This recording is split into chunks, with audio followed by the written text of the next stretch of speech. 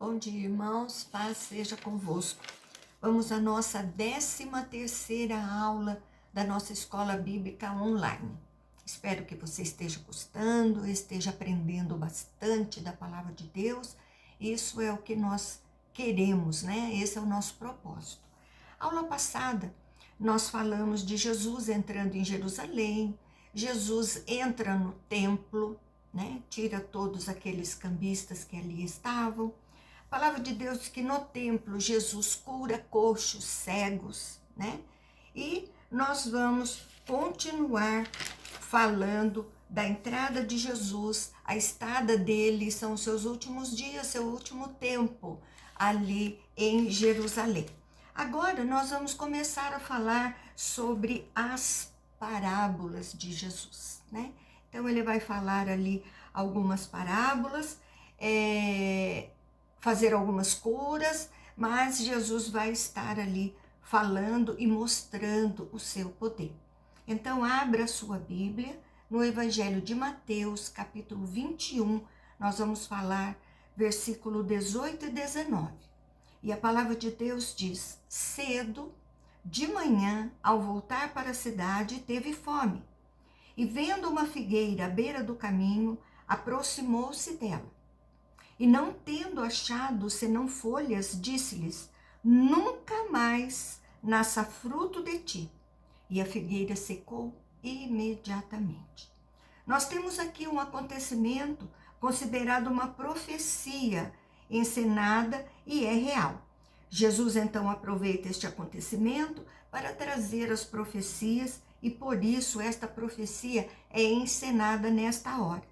Eles estavam em Betânia, dormiram e pela manhã voltaram para Jerusalém, onde Jesus teve fome. Então aqui recebemos e percebemos a humanidade de Jesus. Ele teve fome, eu tenho fome, você também, né? Então a figueira é aquela árvore frutífera em que dá figos. Então, qual seria a culpa da árvore, né, daquela figueira de não ter frutos? Nenhuma, né? Jesus aproveitou a situação diferente para trazer ali uma situação para eles. Então vamos entender sobre a figueira. A figueira nascem os primeiros frutos e depois nascem as folhas. Então é uma particularidade da figueira. Primeiro fruto, depois folha.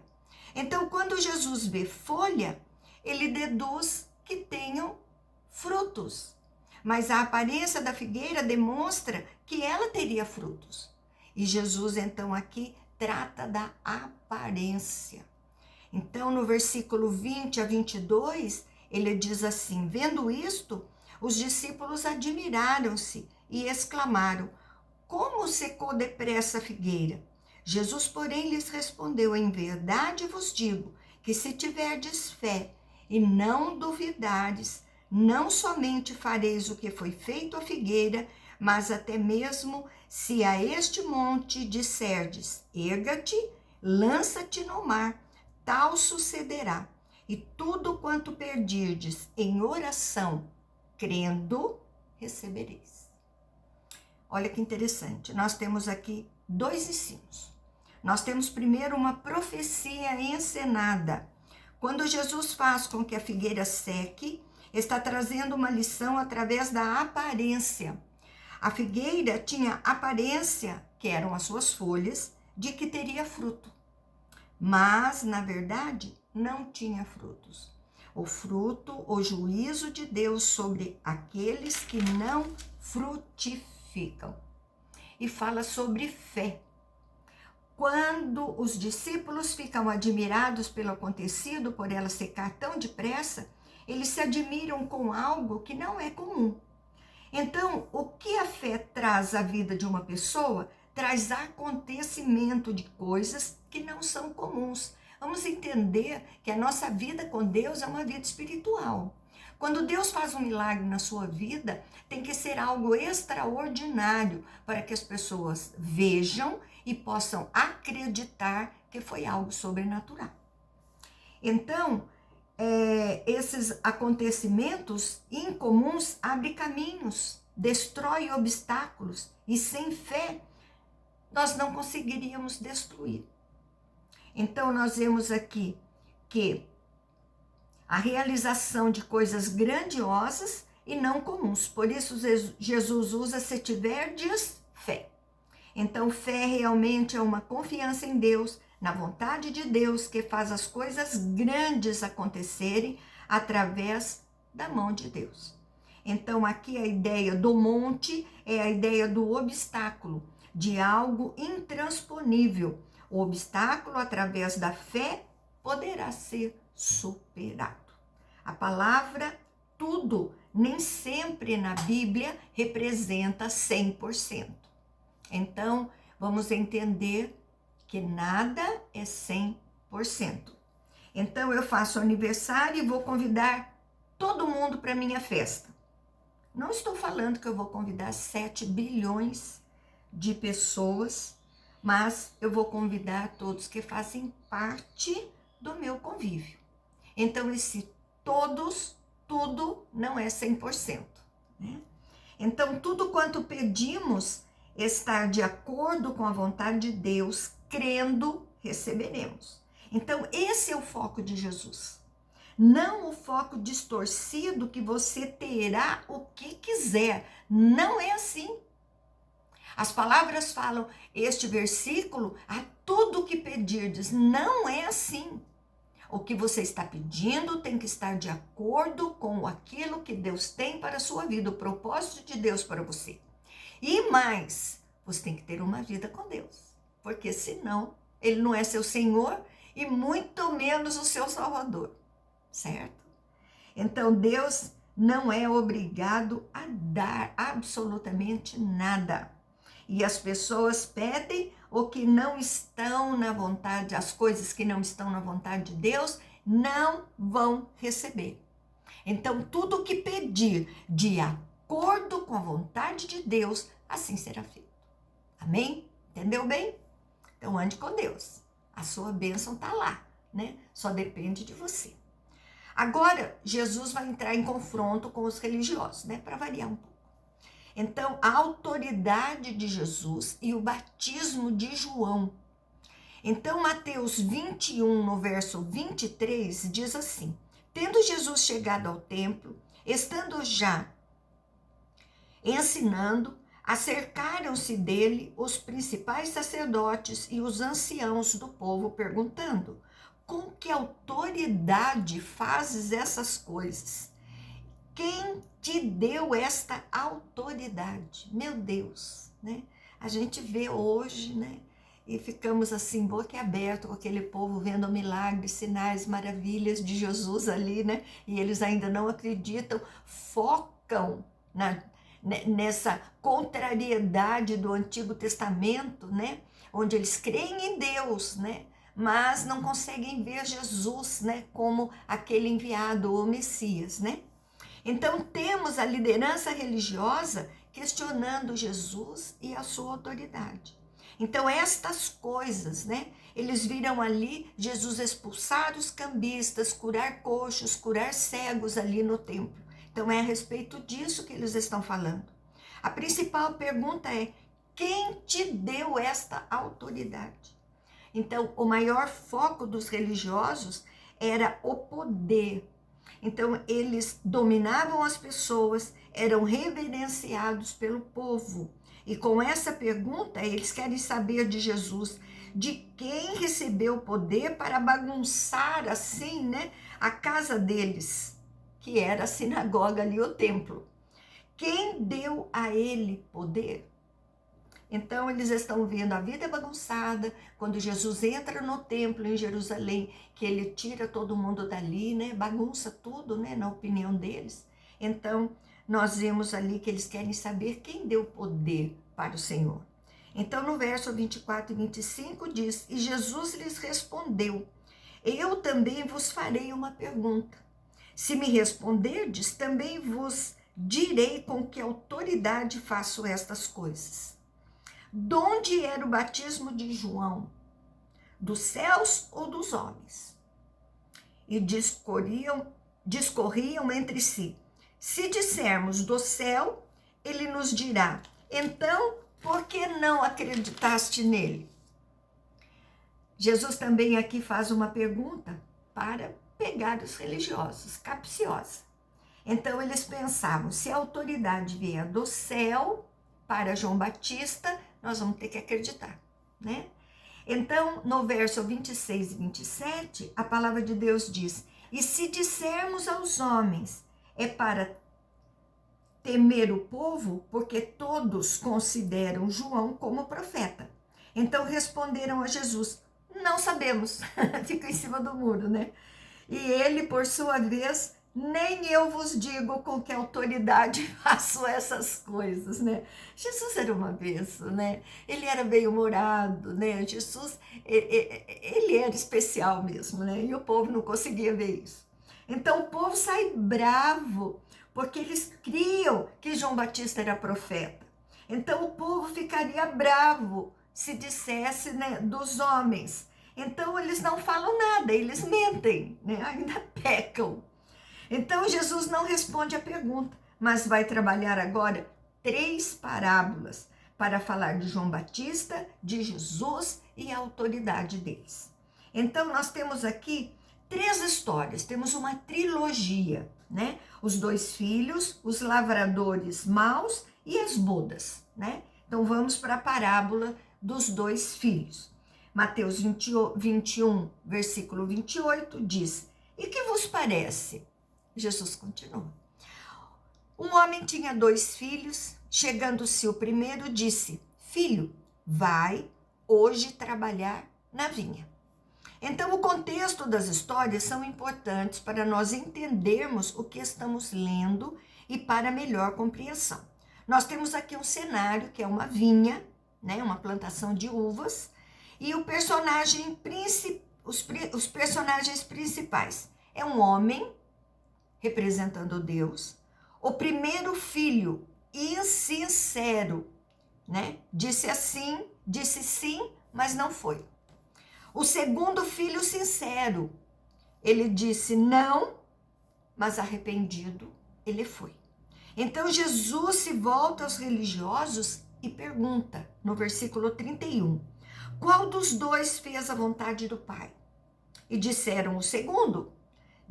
Declarou-lhes Jesus: em verdade vos digo que publicanos e meretrizes vos precedem no reino de Deus. Olha que palavra forte. Jesus extrai o significado juízo das parábolas aos religiosos da própria boca deles. Então Jesus está dizendo a esses religiosos que as prostitutas e os publicanos, que eram os cobradores de impostos, eram considerados pessoas de mau caráter, estão sendo como segundo filho. Dizem não no início, né? Tem uma vida de maldade, de prostituição no início, mas se arrependem, porque ouviram a palavra de João e creram. Olha que interessante. Ele critica. É uma crítica aqui direta aos religiosos, que são o primeiro filho. Parecem bom, né? Eles fazem tudo para agradar o povo, andam, né, pelas leis do Antigo Testamento, não 100%, porque nós vemos aqui que a lei, ela deixa de existir em parte, porque ela não consegue ser ali seguida 100%, então vão estar sempre em pecado, pecando, né? Por isso que salvação é pela fé. Então esta crítica é direta a eles, né? Que são o primeiro filho. Parece bom, parece que é obediente ao pai, mas na verdade não faz a vontade do pai. Então aqui mostra a autoridade de Jesus e de João Batista. Então no verso 32, ele diz: porque João veio a vós outros no caminho da justiça e não acreditastes, ao passo que publicanos e meretrizes creram. Vós, porém, mesmo vendo isto, não vos arrependestes, afinal, para acreditardes neles.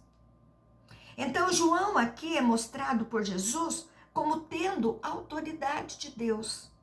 Então fica claro o contraste do primeiro filho com o segundo filho. Crítica de Jesus respondendo sobre a autoridade de João e a sua autoridade mostrando para aqueles religiosos. Agora vem a parábola dos lavradores maus. Versículo 31. Atentai noutra parábola. Havia um homem, dono de casa, que plantou uma vinha, cercou-a de uma sebe, construiu nela um lagar e edificou-lhe uma torre e arrendou-a a uns lavradores. Depois se ausentou do país. Então a figura da vinha vai trazer ensino e sebe é uma cerca, né? Se essa sua tradução, né, a sua Bíblia fala em sebe como a minha, é uma cerca. Lagar é para regar a vinha. Então esse homem faz uma vinha, deixa tudo organizado e arrenda para algumas pessoas cuidarem. Então, um homem é representando Deus, os trabalhadores, os lavradores são os religiosos, a vinha representa Israel, os servos enviados e maltratados representam os profetas, o filho enviado e morto representa Jesus, e a morte do filho é a crucificação fora de Jerusalém. Então, clara referência a Jesus e a sua morte. No verso 40 diz assim: quando, pois, vier o Senhor da vinha, que fará aqueles lavradores? Então, Jesus pergunta às pessoas que ali estão. O Senhor da vinha é Deus, lavradores foram os que perseguiram os servos e mataram o filho. No verso 41 diz assim: responderam-lhe: fará perecer horrivelmente a estes malvados e arrendará a vinha a outros lavradores, que lhe remetam os frutos nos seus devidos tempos. Então fará justiça de forma severa. Olha só Jesus explicando. Outros que agiam com justiça fazem o que o dono da vinha deseja. Eles declaram, então, juízo sobre si mesmos. Jesus começa, então, a demonstrar que, apesar de haver um povo de Deus, o povo de Israel, a palavra vai começar a ser levada a outros lavradores. Então, agora Jesus começa a falar dos gentios, né? Começa a falar dos que não eram judeus. Eles se achavam a raça escolhida, o povo escolhido, era só eles, né? E eles estavam certos. Então, Jesus começa a mostrar agora que tem um outro povo, somos nós, né? Que chegamos aí, né, de fora, não somos judeus, mas somos adotados como filhos. No verso 42, perguntou-lhe Jesus: nunca lestes nas Escrituras? A pedra que os construtores rejeitaram, essa veio a ser a principal pedra angular. Isto procede do Senhor e é maravilhoso aos nossos olhos.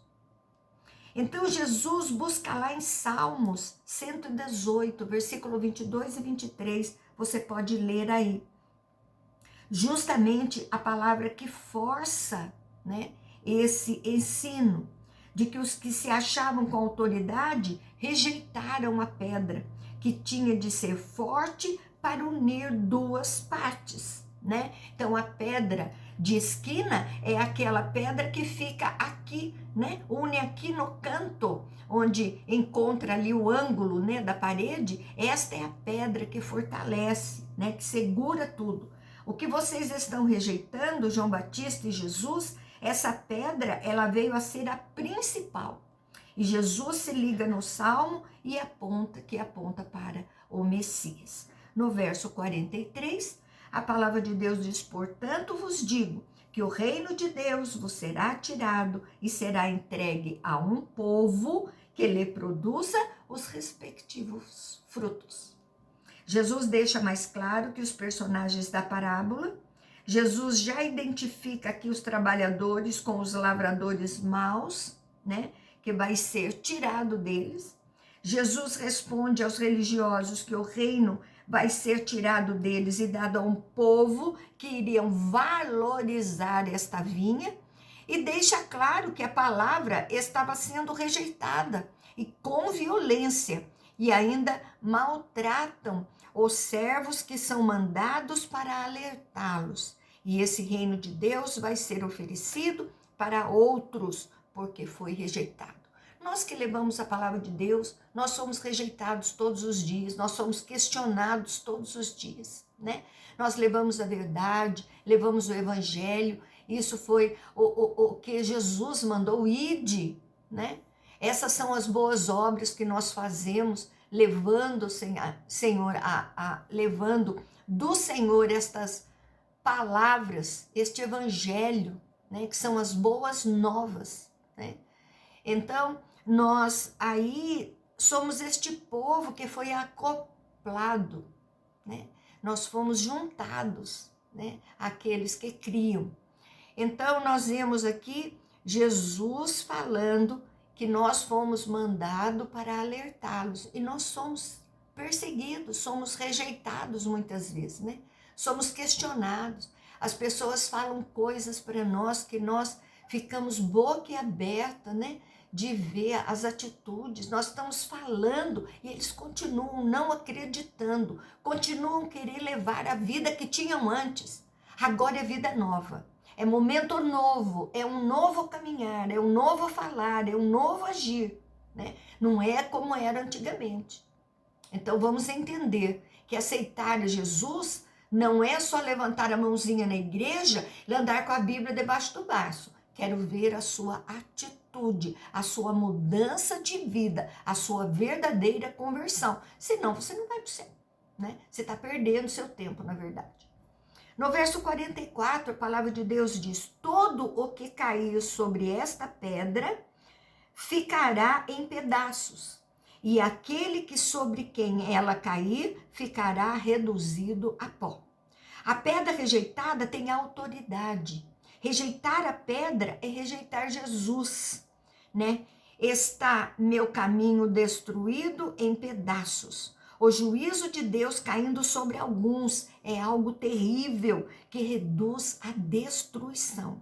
Esta parábola está ligada ao questionamento de Jesus sobre a autoridade dele e de João Batista lá atrás pelos religiosos. No verso 45 e 46 diz assim: os principais sacerdotes e fariseus, ouvindo estas parábolas, entenderam que era a respeito deles que Jesus falava, né? Nada mais certo, pelo menos entender alguma coisa, né? E conquanto buscassem prendê-lo, temeram as multidões, porque estas o consideravam como profeta. Eles entendem o que Jesus está falando, mas continuam querendo prender Jesus. Só não vão prender porque a multidão que estavam ali acreditava que Jesus era o profeta. Então, Mateus aqui demonstra o coração duro dos fariseus e sacerdotes.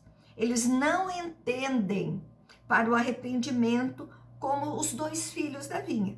Os fariseus se enquadram no primeiro filho. Quando começam a entender as parábolas, eles querem prender Jesus. Então não entendem que Jesus tem autoridade para trazer esses ensinos e fazer os milagres que ele está fazendo. Amém? Nós vamos parar por aqui. Semana que vem nós vamos falar sobre a parábola das bodas, né? Jesus fala do reino dos céus é semelhante a um rei, né, que celebrou as bodas de seu filho, né, o casamento dos seus filhos. Então, nós vamos parar por aqui. Que você tenha um excelente domingo na presença de Jesus, mas com a sua família. À noite nós já estamos presencial no templo, tá? 15 para as 7 da noite nós já estamos ali no culto da família. Venha celebrar conosco, venha estar conosco. Temos todas as arrumações exigidas ali, álcool gel, distanciamento, você tem que ir de máscara, nós temos termômetro digital na porta. Se você estiver enfermo, não vá. Crianças até 14 anos não podem estar ali.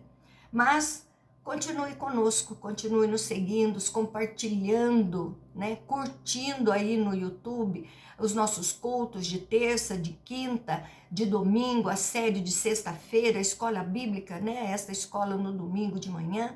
Então esteja curtindo e deixe seus comentários. Se você está gostando, deixe a sua dúvida, esteja ali conosco. Nós estamos aqui para atender você. Nossos cultos presenciais estão de quinta e de domingo. O restante de todo o trabalho está sendo feito online. Amém? Então, fique aí muito abençoado por Deus nesse domingo e você também continua guardadinho. Amém? Um beijo grande no seu coração.